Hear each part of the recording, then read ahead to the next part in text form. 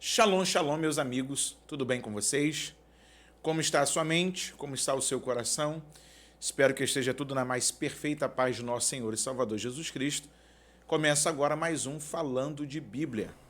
Na operação do som e imagem, meu amigo Igor Starneck, e eu tenho como entrevistado hoje meu irmão, meu amigo, meu professor, meu conselheiro, pastor Paulo Araújo Oliveira, mais conhecido como Paulo Judeu. Seja muito bem-vindo, pastor Paulo.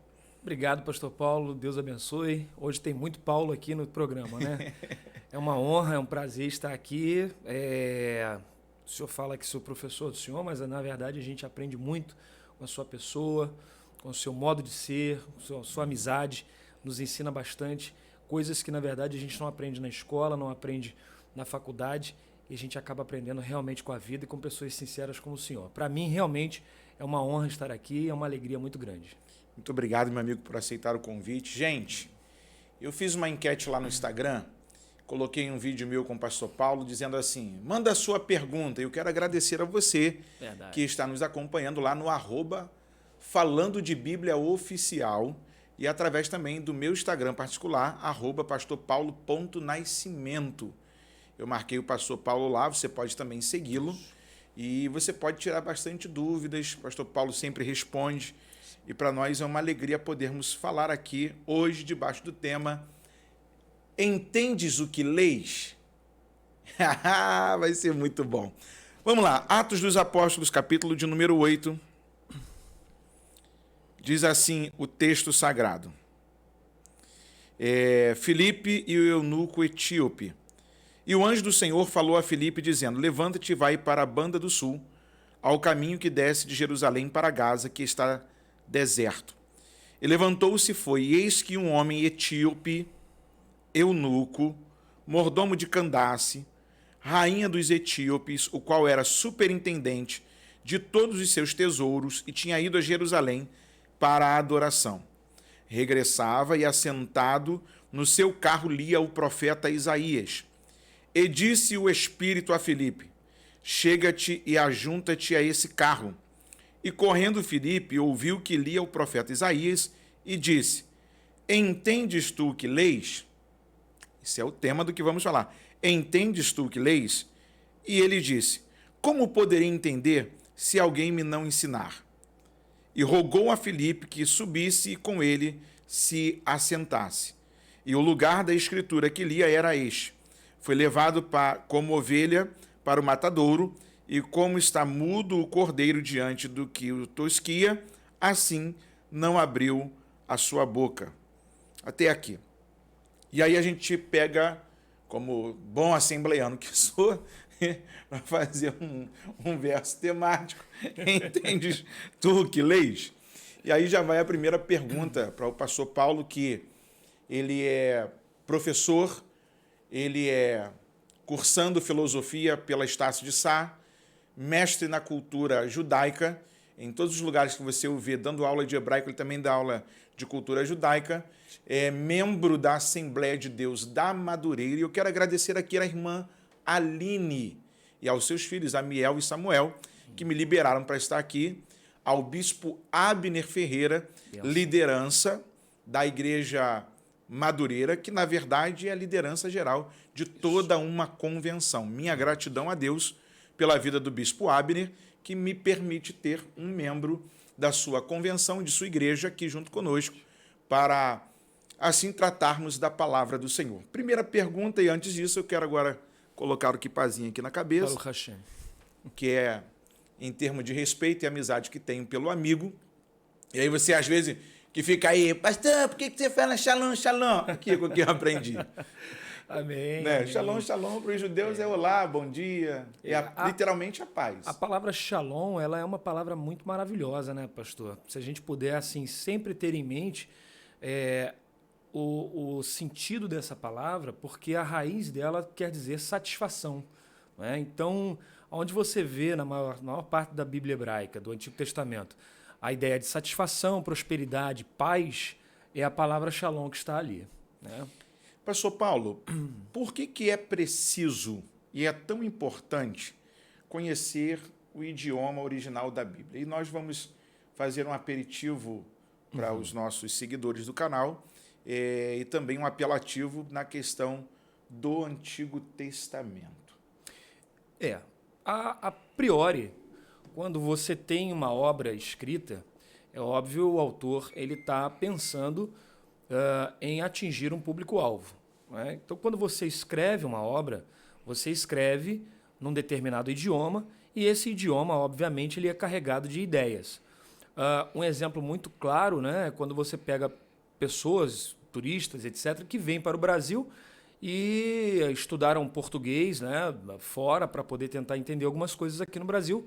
E eles chegam aqui e ouvem o português e ficam completamente perdidos, porque muitas das palavras que nós usamos são, como nós chamamos, carregadas de maneirismos, né? Elas têm, às vezes, um duplo sentido, um significado oposto do que é, como, por exemplo, Deus é terrível, né?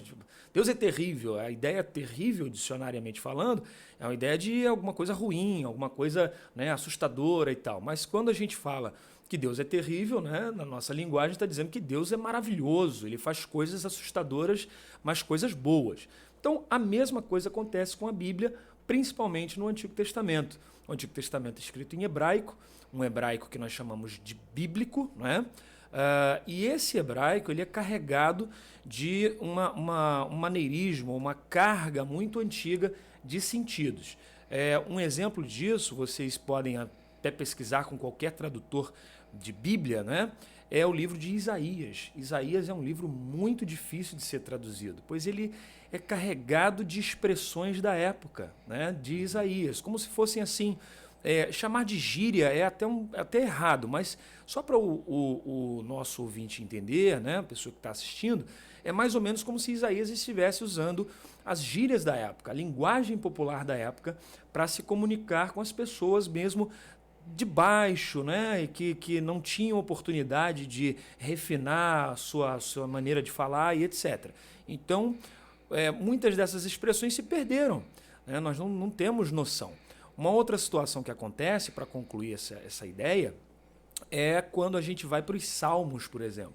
Os salmos têm muitas palavras que não têm tradução e as pessoas traduzem mais ou menos como entendem.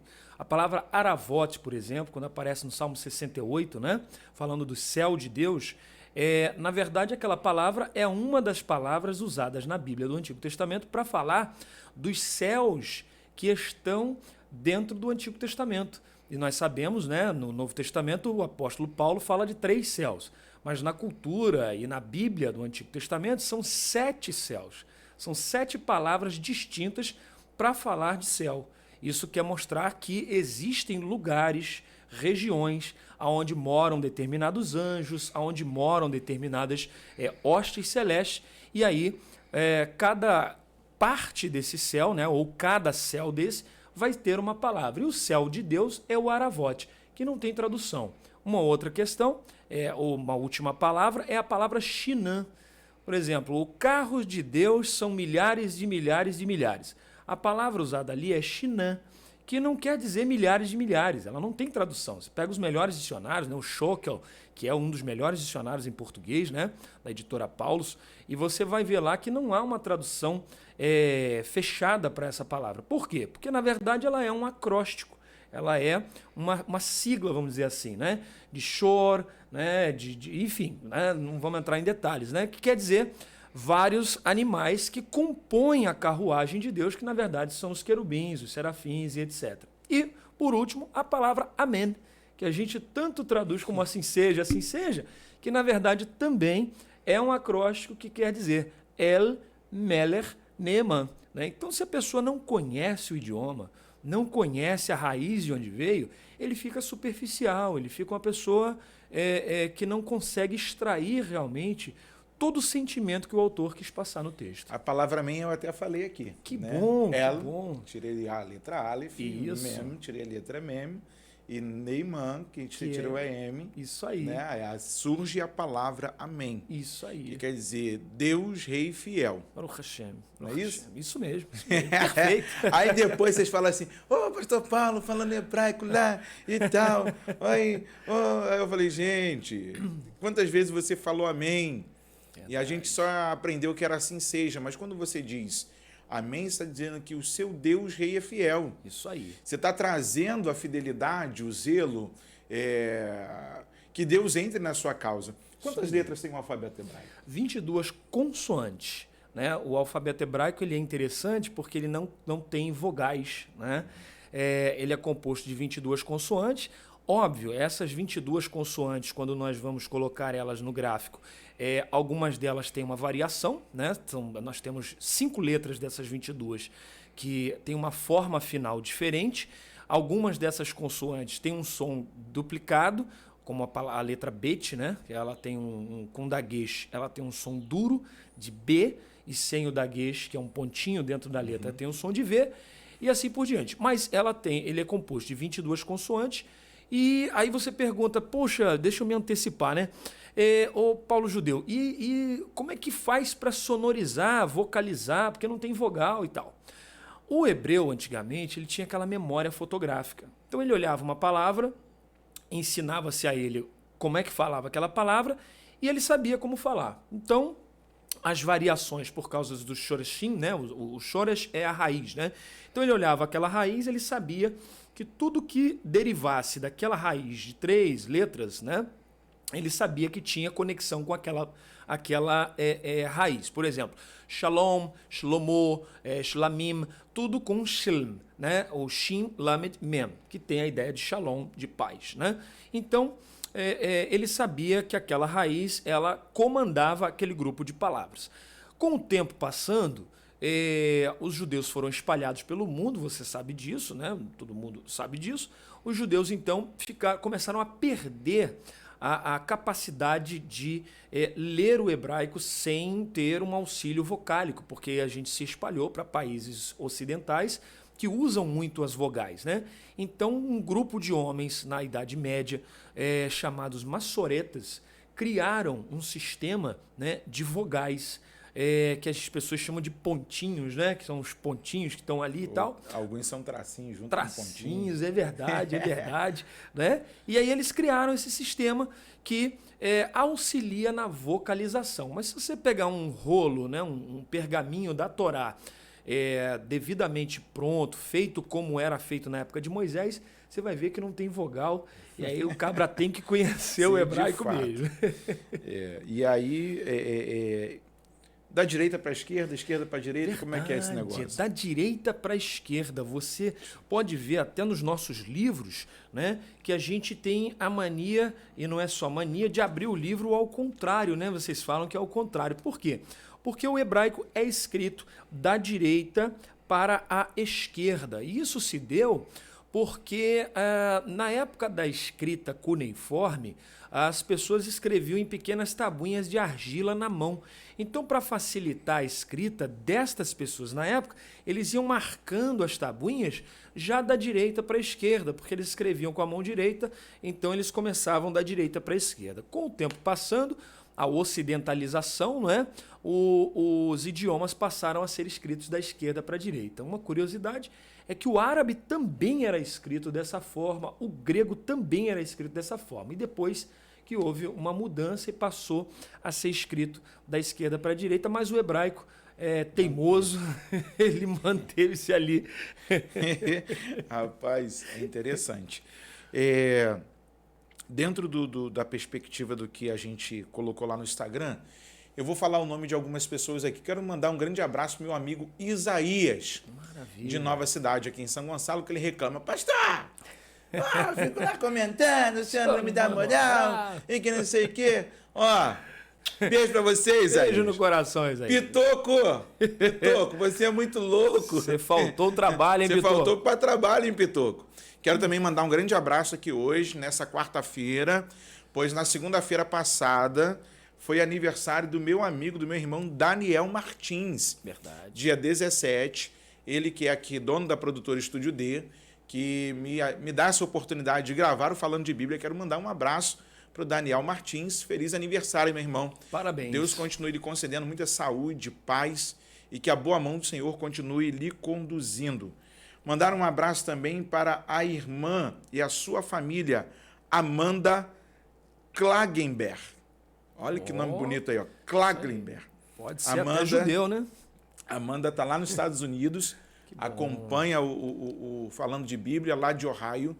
E para a gente é uma alegria saber que a sua casa, seu esposo, ela, seus filhinhos, também acompanham aqui o Falando de Bíblia, assim como muitos irmãos lá da Paraíba, lá do Sul, São Paulo, BH, que está sempre em peso aqui, e a galera de Nova Friburgo, lá do pastor lá de Olaria? Não, de Friburgo não, lá do onde você me indicou, o pai da Zilanda. Ah, sim, Cantagalo. Cantagalo, isso mesmo. Povo de Cantagalo, povo de Maravilha, Petrópolis. né? Lá, Pastor Arlênio. Pastor Arlênio. Isso, missionária Zilanda. Zilanda. Tô com saudade aí, Zilanda. Pastora Zenilda mandou mensagem esses dias para mim, a esposa do pastor Arlênio. Nós vamos voltar lá, vamos. Ela mandou mensagem, disse que está preparando tudo para a gente ir lá. E pode ter certeza que você vai. É muita gente aí. Gente da Assembleia, gente da Batista, gente da Congregacional, meus amigos da Presbiteriana, comunidade, o meu abraço, o meu respeito, o meu carinho, você que me acompanha aqui do Falando de Bíblia. De repente você fala assim, o que o pastor Paulo Nascimento está fazendo com que pá na cabeça? Hoje eu estou aqui entrevistando um amigo que é da cultura judaica. Deixa ele. E eu estou aqui hoje acompanhando dentro dos seus costumes. E aí, dentro dessa oportunidade, eu vou fazer aqui algumas perguntas que os nossos amigos seguidores me auxiliaram. Por que a maioria dos pregadores e pastores não pregam mais sobre o livro do Apocalipse? Essa é do José Ribamar Diniz. Meu abraço, José Ribamar Diniz. E a irmã Claire, não é Claire, é Claire Muniz. A igreja vai subir antes do anticristo e do chip, ou vamos passar pela grande tribulação? Como o assunto está dentro do Apocalipse? Vamos lá, meu pastor. Então, pastor, a minha primeira formação é enfermagem, a segunda formação é teologia. E eu gosto muito da área de exegese e hermenêutica e tive bons professores, entre eles o pastor Antônio Gilberto, que você conheceu muito bem, né, e outros pastores, né, Helena Cabral e etc. Pastor Cláudio Gama, que aqui esteve também, meu respeito, meu abraço. E nós aprendemos, eu faço essa diferenciação porque existe a hermenêutica hebraica e a hermenêutica e exegese cristã, que se utiliza muito da dialética grega.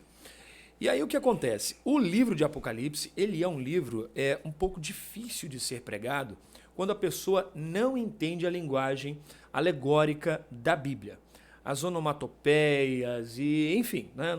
Ficar falando nome difícil, o pessoal vai achar ruim comigo. Então, porque também, pastor Paulo, tem aquela coisa, você lê 7 igrejas, 7 castiçais, sim, 7 anjos, tem um anjo que está com um pé no mar, um pé na terra, e ele jura apontando pelo céu. Exatamente. E a gente não pode jurar nem pelo céu, nem falar o nome de Deus em vão. Exatamente. E aí você fica assim, o que João está falando? Poxa, tem um cavalo amarelo com um cavaleiro. Aí o irmão falou, mas quem é amarelo? É o cavalo ou é o cavaleiro?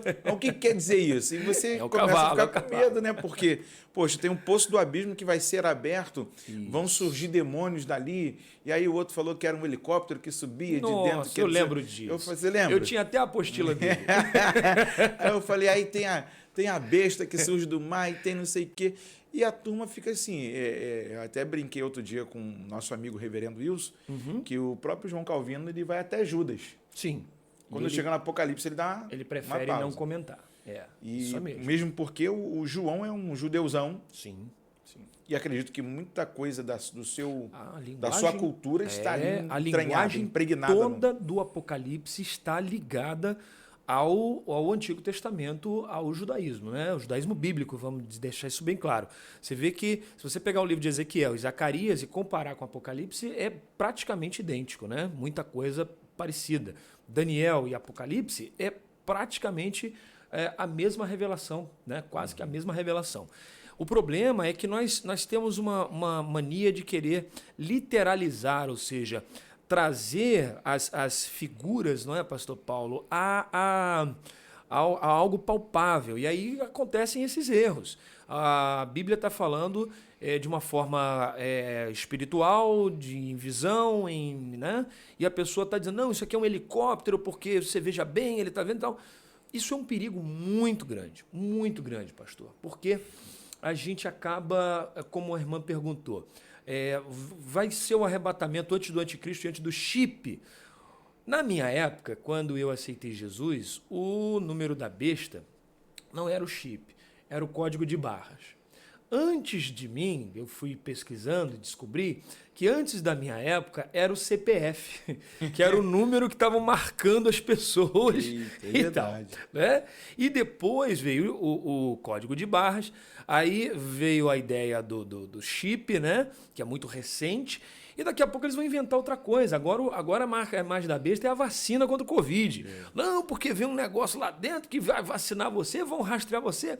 Irmão, a marca da besta ali é alegórica, né? Deixa eu aproveitar e te dar esse insight para você entender como é complexo e como é importante estudar hermenêutica para entender o livro de Apocalipse.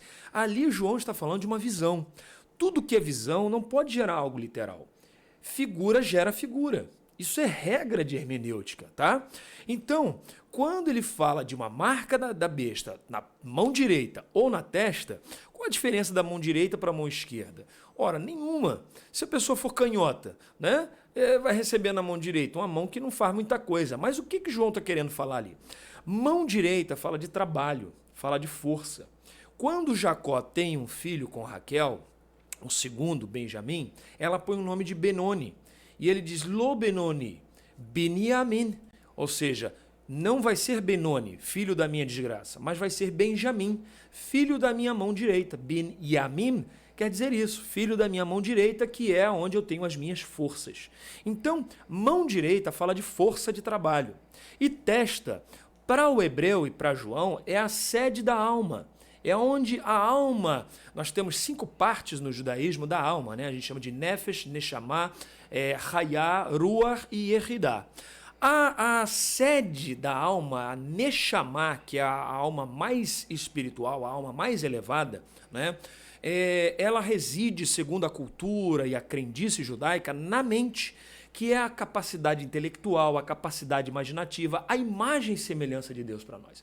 Então, o que ocorre? João está falando o seguinte, que ele tem uma visão que a marca da besta, ou seja, o registro das pessoas que vão adorar a besta, está em 2 ambientes. Primeiro, no trabalho, ou seja, vai ter gente que vai aceitar adorar Satanás para não morrer de fome.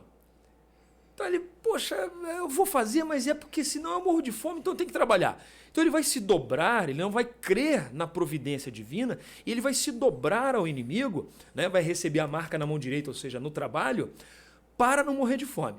E vai ter gente que não, vai conscientemente, ele vai decair tanto, que ele conscientemente vai adorar a Satanás. Vai dizer, não, eu não, tá? Os caras lá na época, deixar claro. Não, eu vou adorar o capeta porque realmente ele é um cara legal e tal. Como nós temos hoje em dia pessoas que adoram a Satanás, são satanistas, né? E explicam até muito bem, eu conversando com um rapaz, ele disse, não, eu falei, mas por que você é satanista? Ele falou, não, porque a minha fonte de inspiração religiosa é Satanás, eu entendo que há coerência na maneira de Satanás ser, na maneira de... Então é consciente, pastor Paulo. E é isso que vai acontecer naquela época. Pessoas terão a marca na mão porque vão trabalhar, adorar a besta para ter emprego.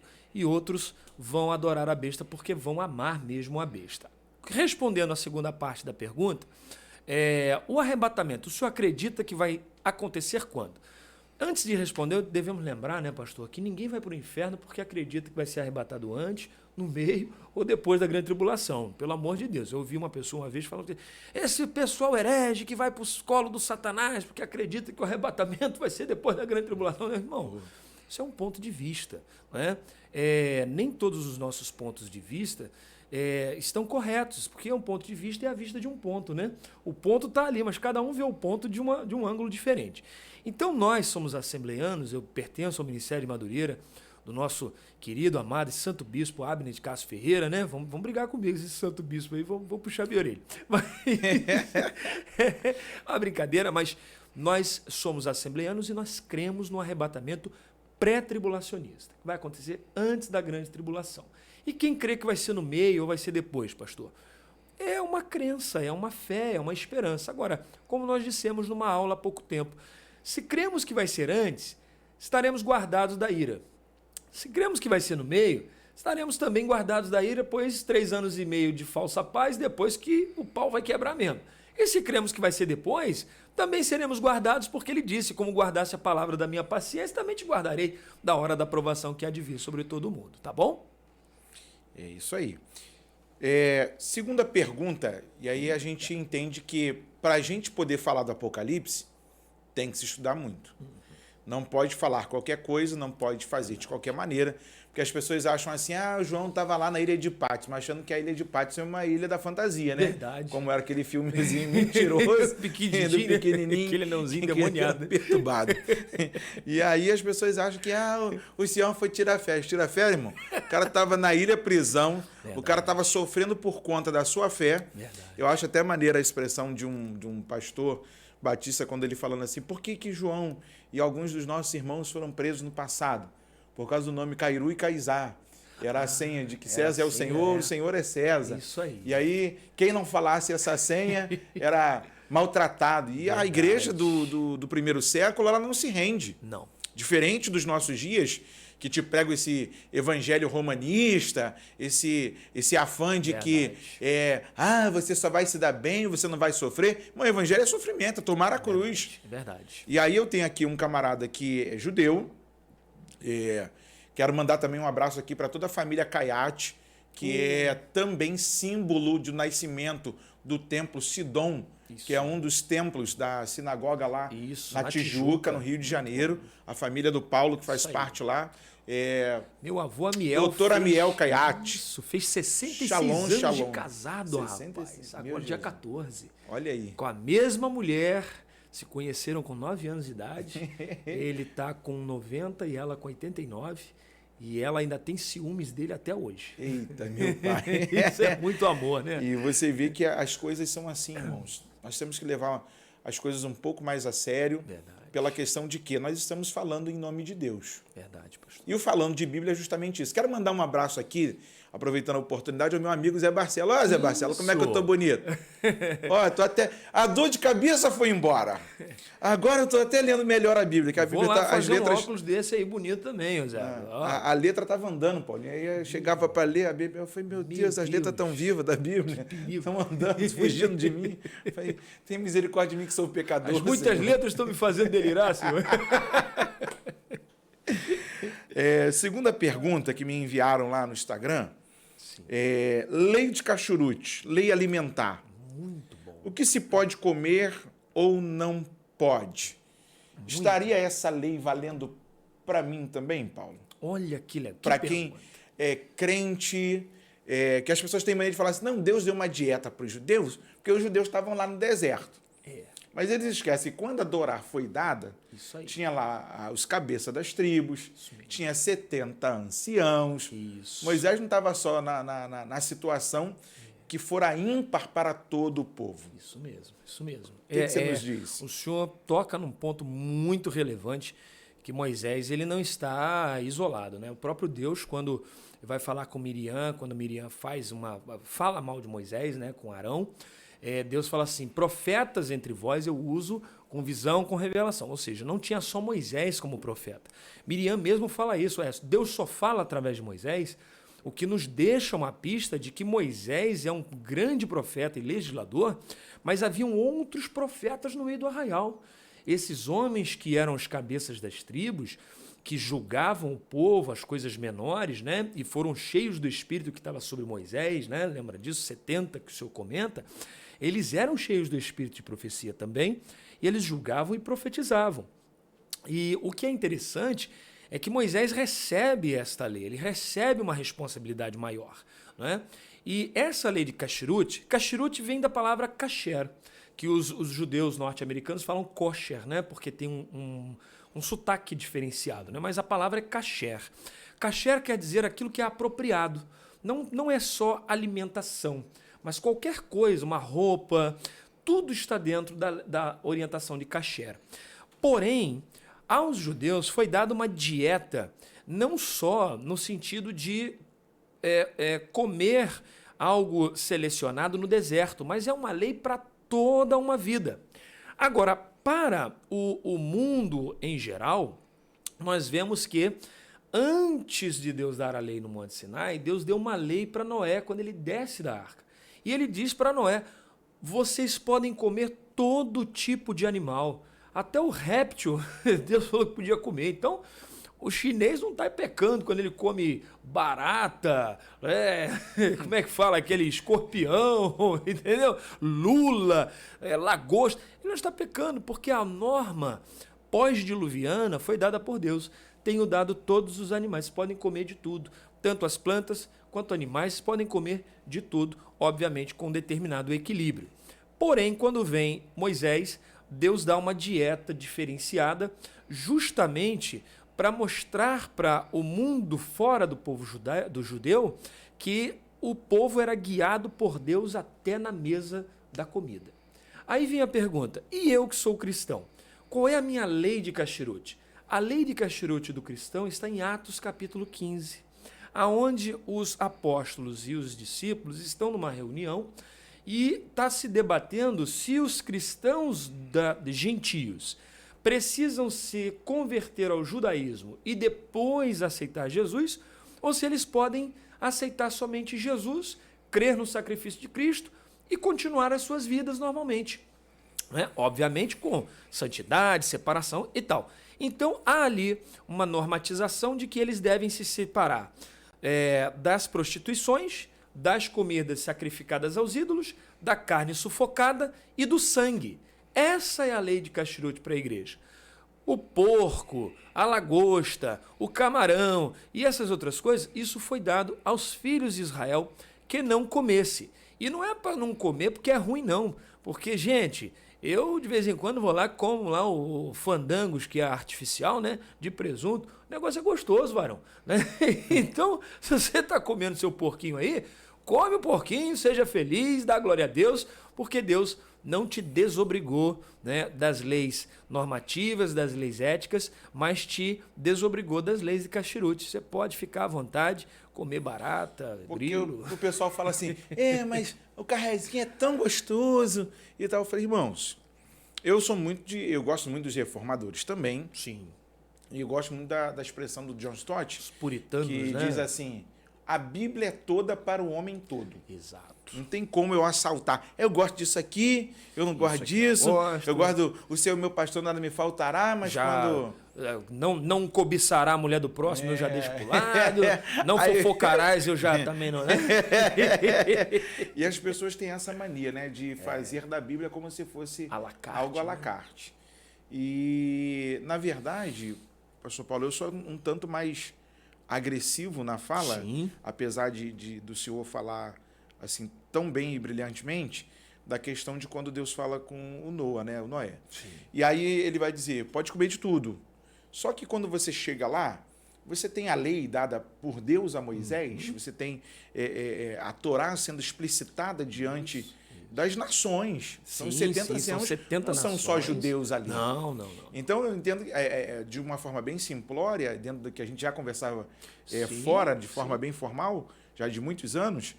E esse ano eu faço 20 anos de amizade com ele, irmão. Rapaz, é um tempo, em 2002 foi o ano que a gente se conheceu. Eu tinha acabado de aceitar Jesus. Eu aceitei Jesus no meado de 2001 para 2002, né? E em 2002 fui para Itaúna, nós nos conhecemos e a amizade ficou até hoje. E a gente sempre conversa, a gente sempre tem algumas discussões teológicas, fala assim, rapaz, achei um negócio aqui, vê isso aí. Aí fala assim, rapaz, que Bíblia é essa que você está lendo? E aí ele fala assim, mas está na Bíblia mesmo? Meu Deus. Aí ele olha para mim assim, rapaz, você está ficando muito curioso. Aí tem coisas que eu falo para a galera assim, se faz bem para o povo de Deus, que primariamente foi eleito, e Deus seleciona aquilo, por que não copiar? Fantástico, pastor. O senhor citou uma coisa que o bispo Abner, pregando brilhantemente, um dia ele estava pregando sobre todas as coisas me são lícitas, mas nem tudo me convém. E aí ele faz um paralelismo com esse texto, ele pega a perícope, né, o trecho que trata desse todas as coisas me são lícitas, e ele volta a alguns versículos no contexto direto, e ele diz o seguinte, vocês têm que entender que Paulo não está falando que tudo do tudo é lícito, porque os ilícitos ele tratou versículos acima.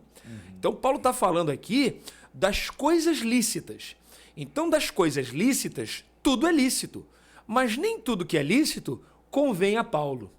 E ele traça um paralelismo ali brilhante, né? Falando sobre as coisas lícitas, mas que não convém. Então, quando o senhor é um pouco mais enérgico nessa questão da kashrut, o senhor não está errado, o senhor também está correto. Até porque, né, cada sinagoga tem um rabino. E a gente sempre fala, olha, procure o seu rabino. Como a gente fala na igreja, olha, eu tenho essa opinião, mas procure o seu pastor. Porque não quer dizer que a minha opinião é diferente do seu pastor, que o seu pastor está errado. De repente, o seu pastor tem um zelo a mais sobre a sua vida. E o senhor toca no meu brio, né? Porque o senhor fala assim, por que não copiar o povo de Deus? Aí meu coração enche de orgulho, porque, por mim, estava todo mundo vivendo a lei de kashrut. Mas para não escandalizar, né? Aquele que gosta de um bifezinho de carré no fim de semana, puxa, eu vou estar em pecado e tal. Não. Você não está em pecado para a morte, pecado para o inferno, mas se você puder, como dizia o pastor Antônio Gilberto, copiar as leis de kashrut, as leis dietéticas, você vai ver que muita coisa saudável vai começar a acontecer na sua vida. Então, como nada na Bíblia por acaso, Deus é o criador de tudo e Ele sabe o que é melhor para cada um. Fica a dica, pastor Paulo aí, nos dando essa oportunidade de poder, né, dizer para vocês, deixa o porquinho viver, né? É verdade. Porque, irmão, é bem complicado para mim, em algumas questões. O final de semana que passou, as grandes notícias da internet e até mesmo das vias televisivas, foi que um camarada fez um implante, né? Uma questão do coração. E colocou o coração de um animal. E o animal que ele escolheu foi o porco. Isso mesmo. Né? E você vê que quando você vai na roça, por exemplo, você vai lá em Minas para pregar, os irmãos gostam de fazer o feijãozinho na banha do porco. Tudo na banha. Tira o bife de dentro da banha do porco, né? Fica guardadinho nas latinhas. Aí você vê as irmãs cozinhando lá com todo carinho. Verdade. Meu filho e tal. E você fica assim, meu Deus. Verdade. Faz o feijão, faz isso, faz aquilo. E muitas coisas que se utilizaram. Aí você vê os cientistas falando sobre cada animal, verdade, sobre as porções. Por exemplo, as pessoas falam assim, mas pastor, o camarão é tão gostoso. Mas ele é a baratinha do mar. É verdade, ele é a barata do mar. Você vê, outro dia a irmã falou assim, eu fui pescar, só veio bagre. Desculpa me intrometer, mas uma grande maioria de pessoas não pode nem comer camarão devido ao alto nível de mercúrio, né, que há no camarão. E a pessoa tem alergia àquilo porque é tóxico, né? Assim como a carne do porco. Exato, e aí você vê que se Deus preserva o seu povo para que ele não ficasse doente, e muitas coisas que a nutrição fala é que você é o que você come. Isso mesmo. Né? Um abraço para os nutricionistas que me acompanham aqui. Conheço vários, inclusive a minha parte de emagrecimento foi também uma orientação de alguns nutricionistas, e eles falavam, são enfáticos, e a frase é na boca de todo mundo. Isso aí. Você é o que você come. Isso é uma fala da Cabalá, de 600 anos antes de Jesus. Os cabalistas, como Elias e outros, a gente chama de cabalista aquelas pessoas que têm um espírito de profecia, um nível elevado de interpretação da Bíblia, e fantástico. Então, eles já diziam que nós não comemos essas coisas que Deus diz para a gente não comer, porque o que você come se torna você. É a frase que é usada no Talmud. Olha que interessante. E hoje os nutricionistas, com a ciência, vieram a descobrir que você é o que você come. É terrível, né? Até a forma que você segura a sua taça, exatamente, a forma como você se assenta junto à sua mesa, revela o que você é. Meu Deus. O judeu é terrível. A Piquet Avot, eu estava lendo outro dia, eu falei, rapaz, você bota primeiro o pé direito, depois o pé esquerdo, amarra o cadazinho da esquerda, depois da direita. Aí o Paulo, não, rapaz, isso é coisa de asquenazita. Calma, não vai... Aí eu falei, rapaz, é muita regra. Você acorda de manhã cedo, você vai fazer as primeiras tefilás, as primeiras orações, e você tem que virar o que você entende aqui para um determinado lado. Exato. A oração do final da tarde, a oração do meio do dia. Você vai tomar água, eu estou tomando aqui, o judeu pega, cita uma brahote, uma brahá, né? E vamos fazer, só para dar o exemplo, já que eu não bebi ainda, Baruch atah Adonai Eloheinu melech haolam shehakol nihya bedvaro. Ou seja, bendito és tu, eterno, nosso Deus, Rei do Universo, que tudo fizeste pelo poder da tua palavra. A gente pediu autorização, então agora a gente pode usar. Você vai lavar as mãos, você tem que citar uma brahá. Exatamente. Né? E aí? Baruch atah Adonai, Eloheinu melech haolam, asher kedeshanu b'mitzvotav vetzivanu al netilat yadayim. Ou seja, bendito és tu, eterno, Rei do Universo, né, que nos santificaste com os teus mandamentos e nos ordenaste lavar a mão. Olha só, lavar a mão.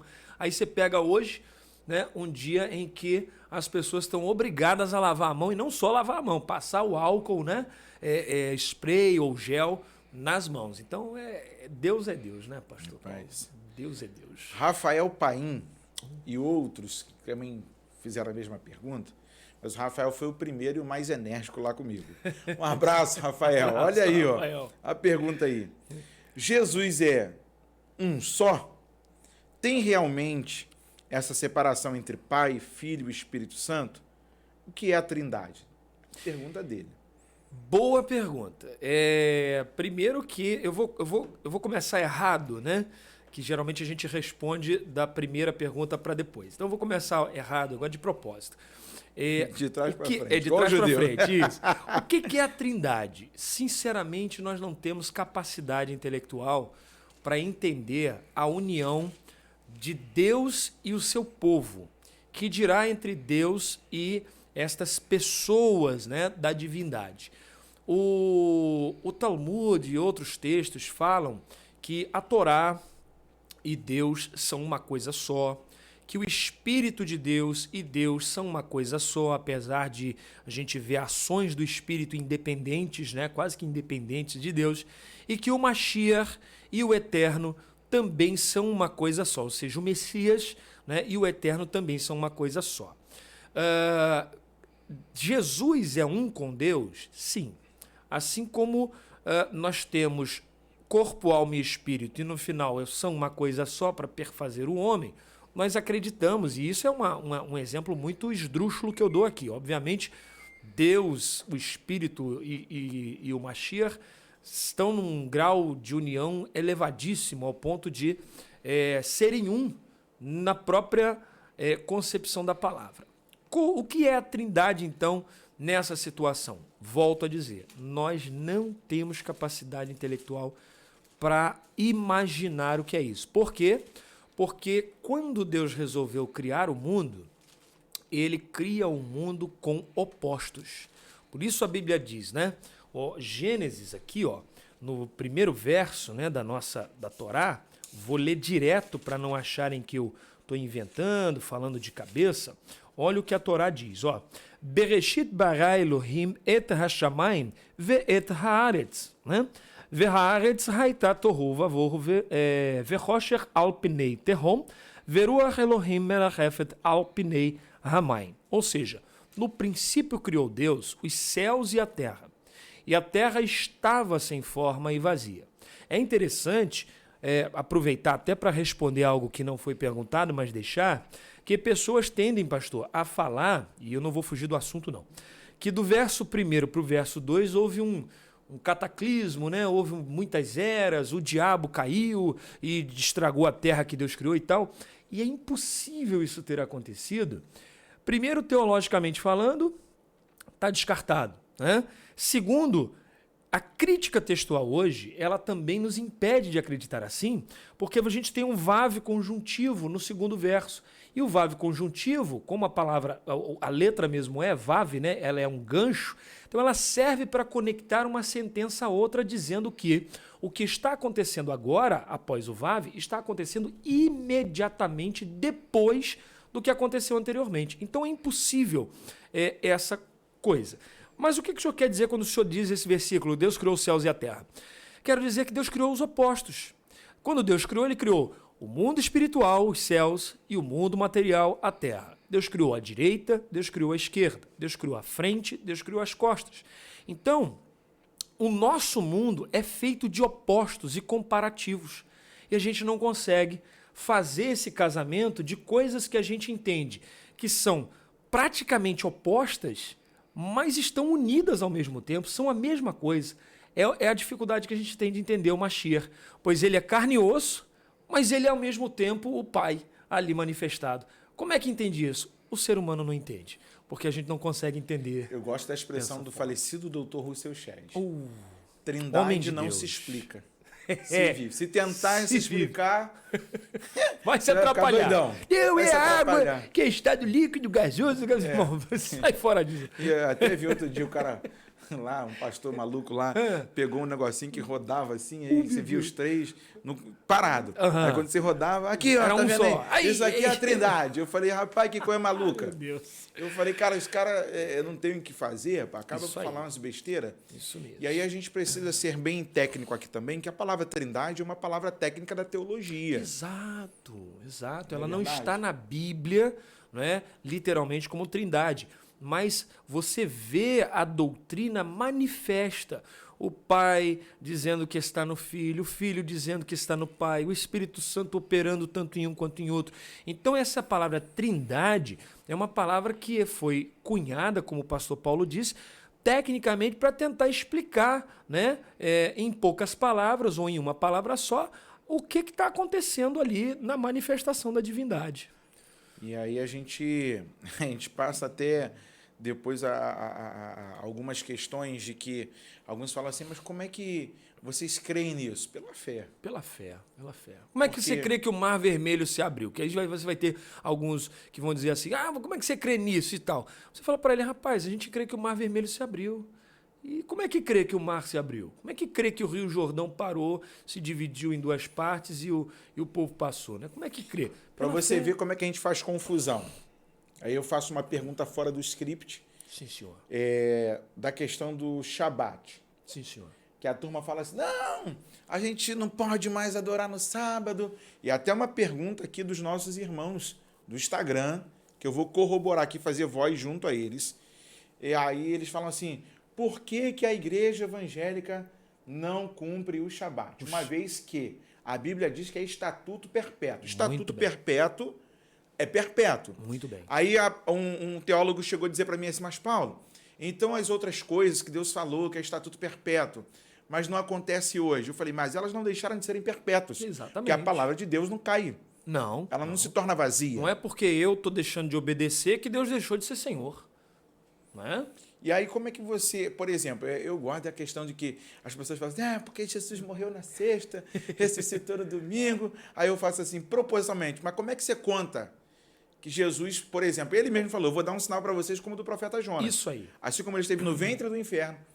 Importa que eu vá lá e desça, fique 3 dias Isso. no ventre da terra e ao terceiro dia eu ressuscite. E agora? Como é que fica? Sexta, sábado, domingo. Sexta nem foi o dia todo, né? Domingo ele acordou de madrugadinha. Cedo. Então, Shabat. Primeira ideia é que nós precisamos tomar cuidado que a palavra Shabat, ela não quer dizer sábado. Shabat quer dizer descanso. Descanso foi a última coisa que Deus criou. Deus criou em 6 dias céus e terra e depois ele descansa. E ele termina no sábado toda a sua obra. Como é que ele está descansando se ele terminou no sábado? No Shabat. É porque no Shabat ele estava criando descanso. A ideia de descanso. Ou seja, ele não descansou porque ele estava cansado. Ele parou de criar. E há uma ideia judaica no Pirkei Avot, você que gosta muito do Pirkei Avot, você vê que ali no Pirkei Avot diz que ele não criou mais nada até hoje. Por quê? Porque tudo que ele tinha que criar, ele até daqui a 10 anos, um milagre que vai acontecer se Jesus não vier até lá, daqui a 10 anos, já foi criado por Deus nos 6 dias da criação. Ou seja, na onisciência. Que é o cordeiro preparado antes da fundação do mundo. Exatamente. Ou seja, Deus já projetou tudo em 6 dias. Né? Então ele diz, não, o mundo vai existir 6 bilhões de anos. Eu estou jogando aqui pro alto. Mas então o que vai precisar para o mundo existir durante esses 6 bilhões de anos? Vai precisar disso, disso, disso. Ele já deixou tudo criado. Então já está tudo na dispensa de Deus. Então Deus diz assim, 6 dias o homem vai trabalhar. E no 7º dia será Shabat. A ideia que nós entendemos, e eu entendo hoje, analisando o Novo Testamento e comparando o Antigo Testamento e vendo o corredor da história, é que Deus nos deu 6 dias para fazermos todas as coisas e ele pediu um dia dos 7 para nós descansarmos, mas não ficar em casa de perna cruzada, né, pastor Paulo? Na rede, com coco na mão, tomando água de coco. Não. O 7º dia é descanso das obras da carne. E agora, obras da carne no sentido de trabalhar, lavar carro e tal. E esse dia deve ser santificado ao Senhor. Só que Deus não está falando de sábado. Sábado é uma palavra nova. Sábado é uma palavra aqui moderna, vem de Saturday, né? Ou Saturday, que quer dizer dia de Saturno. Uma outra questão é que o calendário judaico hoje ele está no ano 5.782. O nosso calendário está no ano 2022. O calendário japonês, o chinês lá e tal, sei lá que ano que esses bichinhos, coitados, estão, entendeu? O hinduísta lá está no ano 6.000 e catatal. Todos os calendários tiveram uma mudança. O gregoriano, que é o nosso, tem uma defasagem de 4 anos. O calendário judaico mesmo tem uma defasagem de quase 230 anos, porque o Bar Koziva foi consagrado Messias pelo aquele Akiva, né?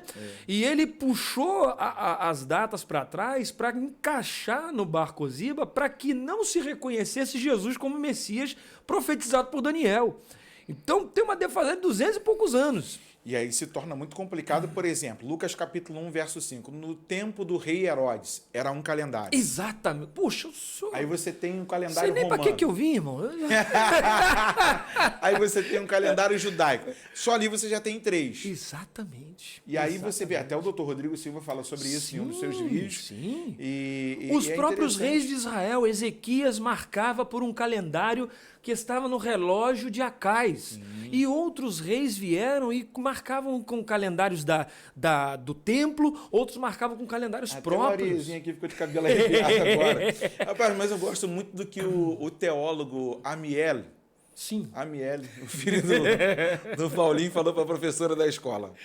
A professora na escola falando, não, porque no 7º dia, que não sei o quê, que tal, é o menininho lá, professora, Deus não se cansa nem se fatiga. Coitada professora. Ele criou o descanso. A professora, glória a Deus, aleluia. Paulo, tira seu filho da minha sala. Não traz mais não. Não traz mais não. Esse garoto me perturbou hoje. O espírito de Paulo Nascimento desceu nele. O que acontece, irmão?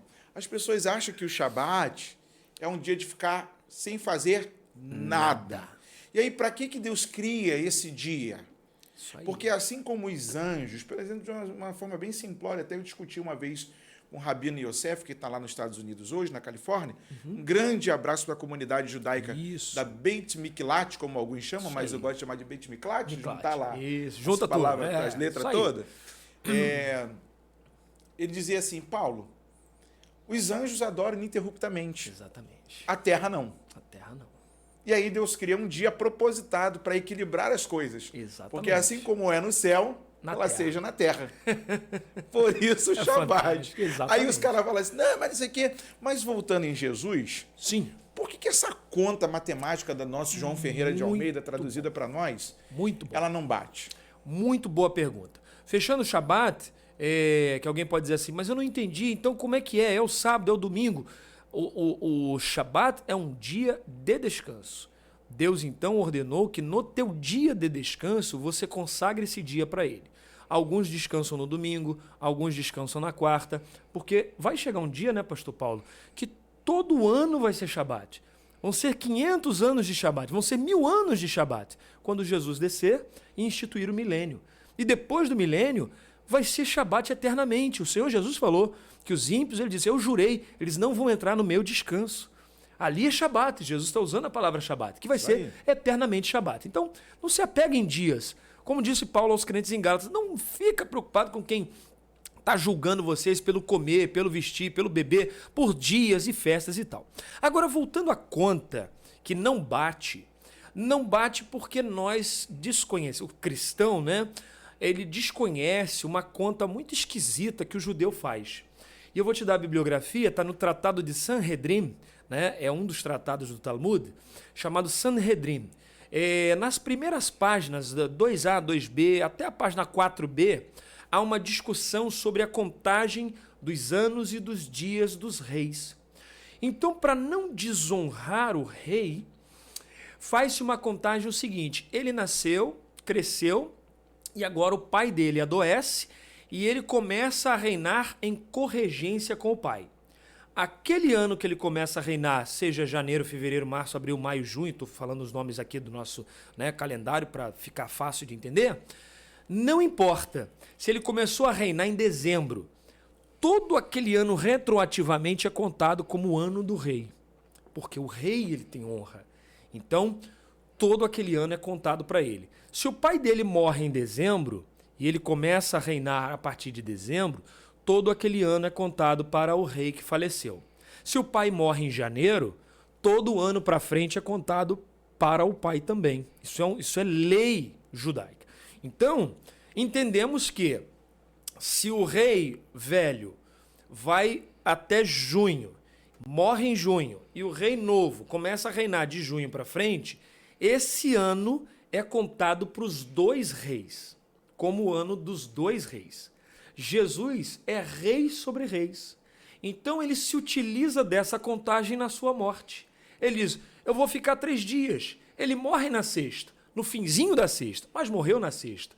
Segundo a contagem talmúdica, que já estava escrito na época, é contado todo o dia como o dia do rei, que morreu por nós. Sábado ele fica morto mesmo, domingo ele acorda de manhã.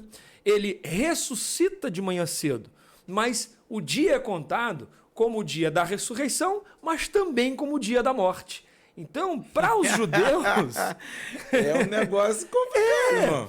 Para os judeus, não ficou nada errado, não ficou nada ruim, pois eles entenderam. Você não vê Pedro refutando, você não vê Paulo refutando, você não vê Lucas encrencando com isso. Por quê? Porque eles foram lá perguntar, vem cá, mas como é que é isso? O cara morreu na sexta, finzinho da tarde, e ficou sábado e tal... Na justa posição, ele ficou morto só 2 dias, 1 dia e quase 2, tal. Não, é porque a contagem judaica, para honrar a pessoa, para honrar a memória, para honrar aquele rei, aquele homem de honra, ela é contada como sendo o dia inteiro para aquele. Por exemplo, a Bíblia diz, no ano em que morreu o rei Uzias, eu vi o Senhor. Por que Isaías fala isso? Porque ele está dizendo assim, era o ano da morte de Uzias.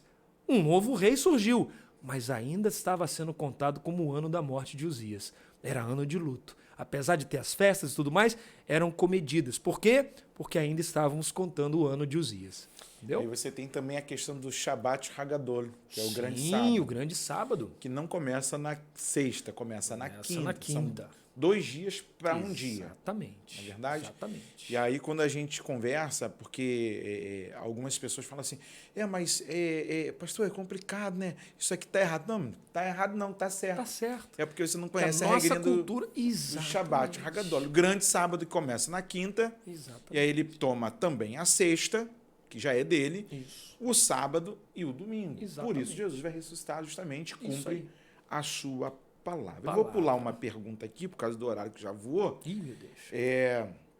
A pergunta é do Tiago Cali, que é cantor e compositor. Grande abraço Muito ao bem, Tiago Deus Cali, que está lá no @ Falando de Bíblia Oficial, seguindo a gente lá no Instagram. O sonho de José, o sol e a lua e 11 estrelas se cumpriram ou não? Olha, Você já viu muita mensagem sobre isso aí. O sol e a lua. Sol e a E lua. 11 estrelas. Não se dobrar.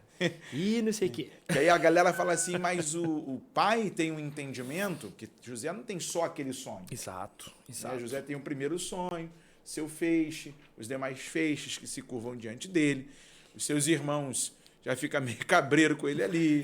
Tipo assim, qual é essa parada aí? Nós vamos nos curvar diante de ti, você vai ser senhor sobre nós. Não é? E eles estranham, porque é a linguagem da época que Deus se utilizava para conversar com os patriarcas, e o povo daquela época era através de sonhos e visões. Era uma linguagem profética.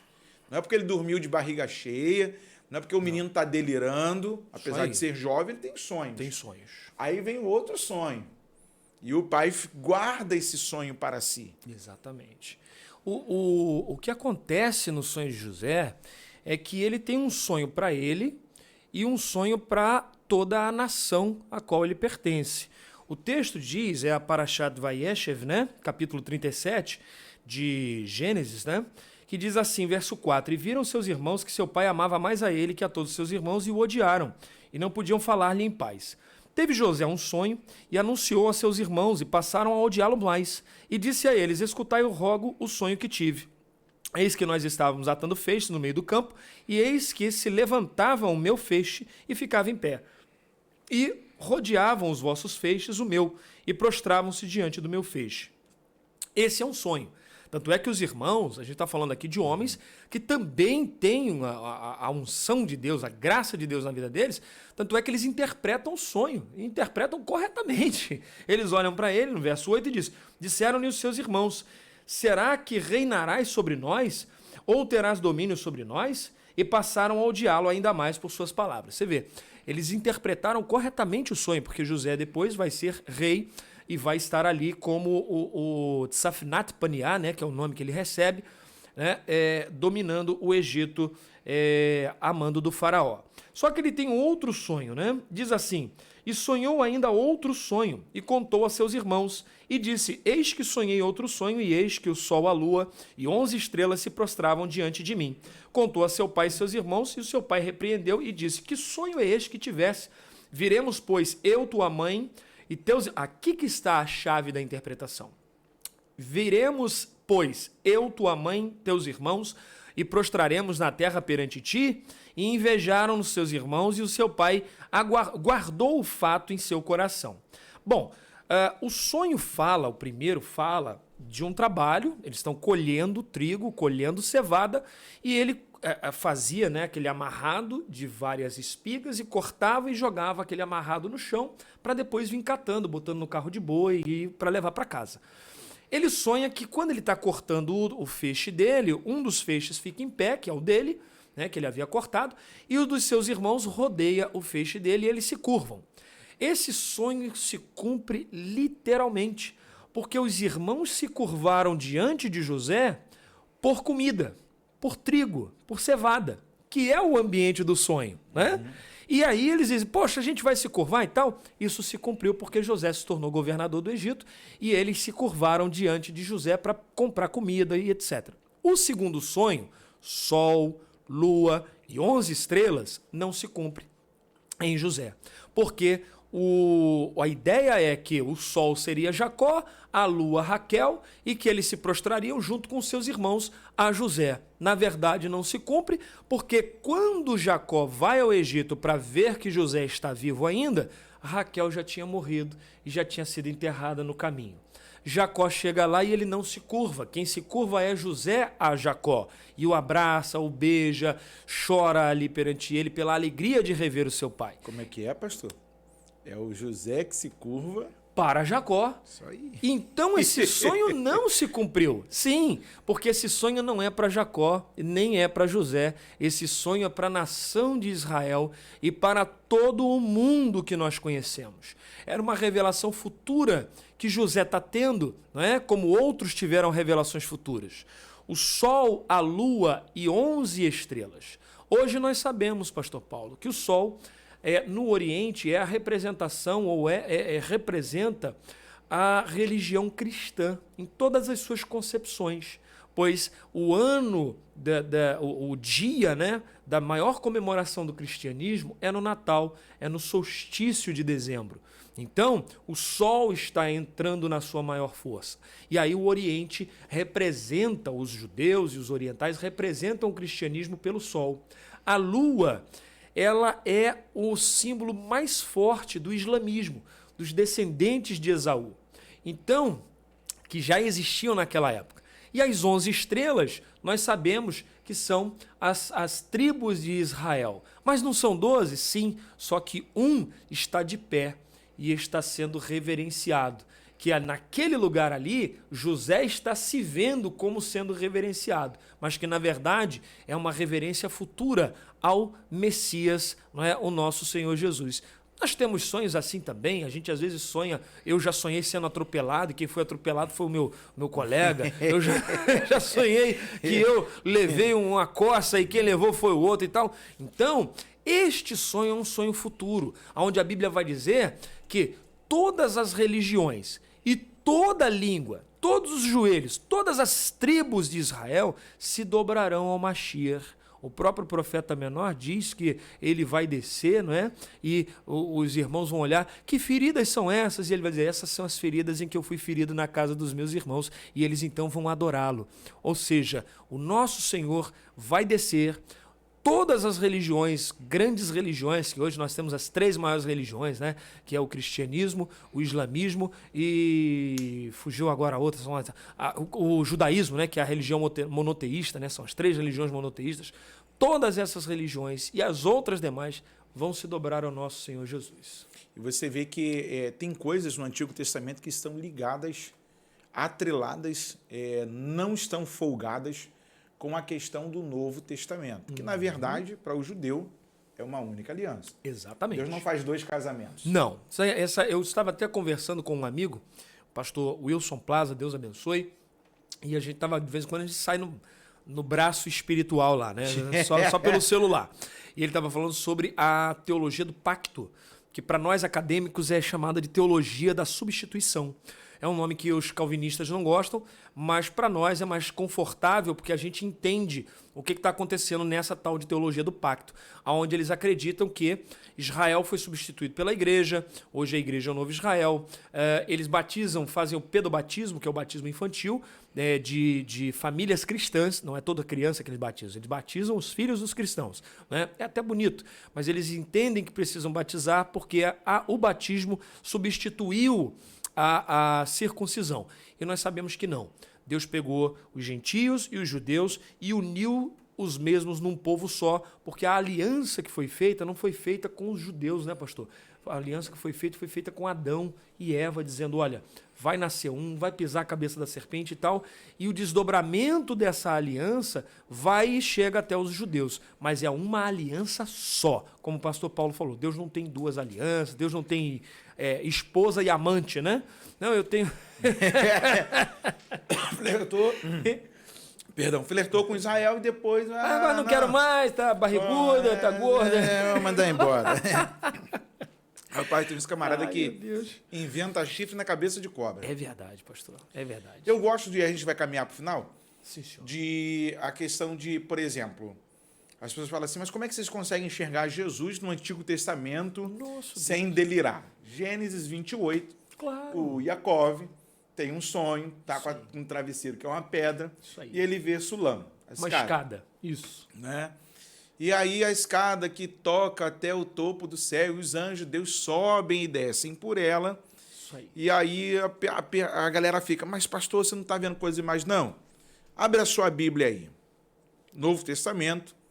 Você tem Mateus, Marcos, Lucas, João. João, capítulo 1. Essa eu aprendi com o pastor Paulo. Meu Deus. Aí Jesus viu Natanael vir ter com ele, verso 47. E disse dele, eis aqui um verdadeiro israelita em quem não há dolo. Muito bom. 48. Disse-lhe Natanael, de onde que me conheces tu? Ó, que abusado. Jesus respondeu e disse-lhe, antes que Filipe te chamasse, te vi eu estando tu debaixo da figueira. 49. Natanael respondeu e disse-lhe, Rabi, tu és filho de Deus, tu és o rei de Israel. Não ouviu muita coisa, mas um pouquinho que ouviu já... Exatamente. Natanael respondeu e disse-lhe, Rabi, tu és o filho de Deus, tu és o rei de Israel. 50. Jesus respondeu e disse, por que te disse, vi-te debaixo da figueira, creis? Coisas maiores do que estas verás. Olha aí. 51.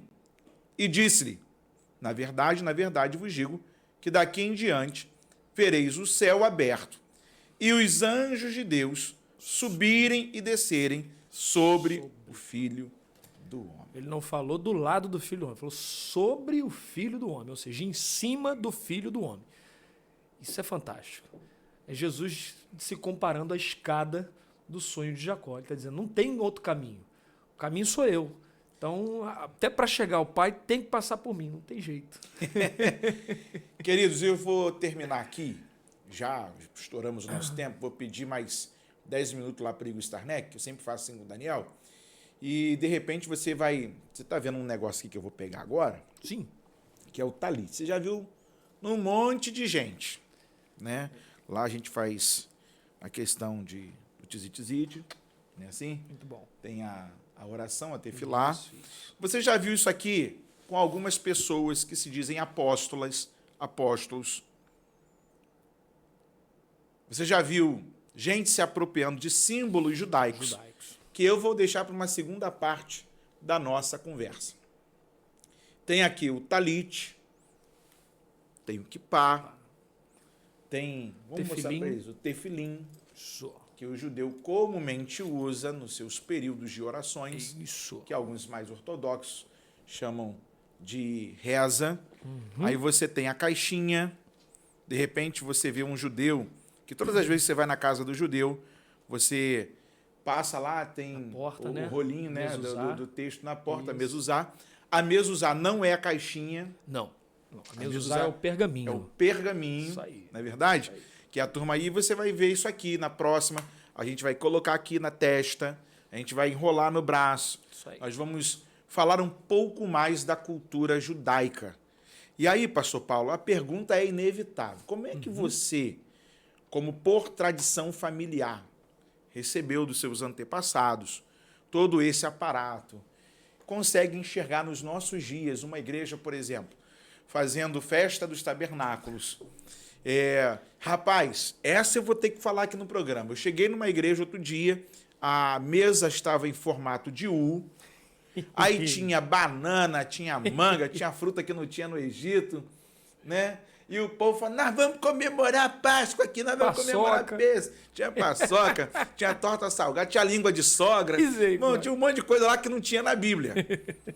E aí, o povo acaba pegando essas coisas que Deus deu para os judeus e acabam colocando nos nossos dias. Como é que você enxerga isso?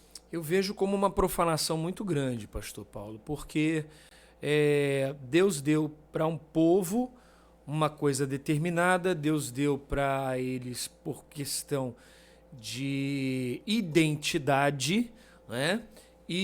Obrigado. E as pessoas vêm e se apropriam. Não é um choro, né? Ah, estão se apropriando e tal, como outras pessoas falam de outras religiões, de outras coisas. Ah, a pessoa está se apropriando, mas não. Há uma norma para se fazer o que se faz. Então a pessoa, quando vai fazer uma Páscoa, uma festa de tabernáculos, né, que a gente chama de Sukkot, ou Shavuot, que é Pentecostes e tal, e faz daquilo que ela quis fazer, ela não sabe as normas e faz do que quis fazer, ela está fazendo qualquer outra coisa, menos a festa de Páscoa. Ela está fazendo qualquer outra coisa, menos a festa de Pentecostes. Porque se eu chego no programa aqui do senhor, há um script, há um roteiro, e eu começo a fazer coisas fora do roteiro, eu estou fazendo qualquer outra coisa, menos o falando de Bíblia. Já pensou se o nome é falando de Bíblia e a gente vem aqui falar de letra de pagode? O pessoal fala, mas que falando de Bíblia é esse? É a mesma coisa que Deus fala. E isso eu vou além, eu sou até um pouco mais atrevido nessa área. Eu vejo gente colocando no culto coisas que Deus não pediu para pôr no culto. A luz não sei de quê, a coreografia não sei das quantas. Aí outro dia o pessoal disse, não, aqui na igreja a coreografia é santa. Por quê? Porque em vez de botar as irmãs bonitinhas, com aquela roupinha curta ou apertada, que geralmente tem nas igrejas, eles pegaram as irmãs mais gordinhas e botaram os gordinhos também, com a roupa até o pé, e os gordinhos ficavam fazendo assim, assim, assim. Eu falei, tá, mas aonde está isso na Bíblia? Onde vocês leram que Deus disse assim, dançai-vos uns com os outros? Né? Ah, não, porque Miriam dançou. Tá, e aonde depois da Miriam dançar, Deus disse, poxa, gostei disso aí, então adorem com dança, adorem com coisa. Isso não está na Bíblia. Isso não está na palavra de Deus. Ah, não, porque no Salmo tal diz isso. O Salmo tal está falando de que quando você estiver na sua casa, você estiver adorando no seu particular, você pode bailar, você pode dançar, você pode adorar a Deus, levantando as mãos, batendo palma e tal. Mas a norma do culto está em Levítico. Levítico normatiza o culto judaico. Sacrifício vespertino, sacrifício da manhã, lâmpadas acesas e tal. Nenhum sacerdote entrava sambando, entrava bailando. Se ele o fizesse, ele ia ser fulminado. Por quê? Porque tudo que está fora do culto, Deus não aceita. Nadab e Abiú trouxeram algo fora do culto e foram mortos. Então hoje a gente vê, pastor Como Paulo... diz o bom brasileiro, se lascaram. Se lascaram. A gente vê o pessoal botando talite e tocando chofar fora de hora. Rapaz. Você vai na sinagoga, agora na sinagoga, você vai ver ninguém tocar chofar. Por que não, pastor? Porque não é hora, não é tempo, não está na norma do culto tocar chofar nesse período. Então as pessoas querem a estética judaica, mas as normas judaicas, as normas bíblicas, ninguém quer. A pessoa quer se fantasiar de judeu. Aí compra talite no Mercado Livre, compra tefilim, né? Na lojinha, Pastor, não sei comprei, de quê. chegou de Israel, tava lá, made in Quina. Made in Quina, né? Meiotzer Quina. Aí eu falei, caramba, mostrei minha esposa, ela... é feito na China. Então, tem que tomar cuidado. Deus, até para o culto, porque nós não sabemos nem como convém pedir. Então, nós não sabemos nem cultuar. Se nós não sabemos pedir para a gente, que dirá dar o culto para Deus? Então, Deus exigiu. E o que é exigido por Deus deve ser feito. Às vezes as pessoas querem isso, talite, isso e aquilo, e não fazem nem o que Deus pediu, que dirá aquilo que Deus não pediu para eles fazerem, né? Então, é muito complicado, pastor. É trazer maldição mesmo para dentro da casa. E você vê que tem de Arca da Aliança a festa de Páscoa. Deus. Porque as pessoas, eu não sei se elas não leram a Bíblia direito, ou se elas não quiseram, o senhor estava pularam. no culto que eu estava, que entraram com a Arca da Aliança. Sim. E o povo... A gente ficou E eu quietinho. tive que ficar sentado. Fiquei escandalizado com aquilo, porque a Arca da Aliança não é para isso. Não... Teve gente que olhou e morreu. Olhou e morreu. Olhou e morreu. O Tocou clássico texto e de foi furado no Uziah, meio. morreu. Exatamente. Aí as pessoas acham, porque aí entra no gancho daquilo que você falou, que porque Davi dançou no dia da chegada da arca lá na sua cidade, ele tem que fazer daquilo uma doutrina. Exato. Jefté matou a filha. Não, pastor, que isso que eu aprendi com alguém que... Não, a Bíblia diz holocausto. E ele cumpriu o voto na filha, diz a Bíblia. Leia Juízo. Tá lá. E ela foi lá chorar a virgindade, depois voltou. Quando ela voltou, ele cumpriu nela o seu voto. Cumpriu o quê? O holocausto. O que é o holocausto? O holocausto é uma palavra técnica para uma cerimônia. Que cerimônia? Degolar o menino, ou a pessoa, degolar o animal, abrir o animal de alto a baixo, tirar as vísceras, examinar e tacar fogo em tudo. Porque é a oferta de orlá, de subida. O holocausto é subida. Então, queima e aquela oferta sobe na fumaça. Abraão ia oferecer o filho em quê? Em holocausto. Estava com um cutelão na mão, irmão, e ia degolar o menino. Então, Jefté matou a menina. Por que você não vai lá e mata teus filhos também? Né? Porque ele fez. Por que você não faz também? Davi pegou todo o ouro que tinha e deu para o templo. Por que você não faz isso também? Mas não, a gente quer só aquilo que... E aí sim, aí entra o perigo de você pegar uma questão que você não conhece, falar e montar a sua regra, como o Jó, né? Exatamente. Ah, não, só vou orar agora pelos meus amigos, porque aí Deus vai me abençoar. Não, porque o Jó orava. Exatamente. E aí, naquele momento, Ele já vinha orando há quis muito tempo. ressaltar de que na oração de Jó... Deus virou o cativeiro dele e abençoou os amigos, né? Gente, é muito pouco tempo para estar aqui com o nosso amigo e nós vamos, 2022... ter a alegria de recebê-lo aqui mais algumas vezes. Amém. Vou lançar de novo a proposta lá no Instagram para você também seguir a gente lá. Isso. E nós vamos ao momento da oração. Agradecer ao Eterno por sua presença, pela alegria de termos o bom papo aqui, de receber o nosso amigo, o professor Paulo Judeu. E manda a sua pergunta aí, Isso aí. tá bom? Nos ajude a montar o script do Falando de Bíblia junto com o Judeu. Porque a minha série contigo vai ser Entendes o que Lês. Que bênção, pastor. É isso aí, isso, Que Entendes bênção. o que Lês. Porque eu acredito que tem muita gente pregando, como já dizia o próprio John Stott, que não entendeu uma vírgula da Bíblia, mas está lá falando. Tá falando. E vai passar a vida inteira falando sem entender nada. E a gente vai tocar em alguns assuntos aqui de cultura, de tradição, de exegese bíblica, que nós vamos fazer mais pausadamente, para você poder entender o texto, pesquisar, estar com a Bíblia aberta aí do outro lado da sua telinha, seja no smartphone, seja na sua televisão, junto com a sua família. Vamos ao momento da oração. Nosso Deus e Pai, Sim, sim. rendemos graças a Ti por esse momento tão precioso. Obrigado pela vida do pastor Paulo, da Aline, do Amiel, do Samuel, seu ministério.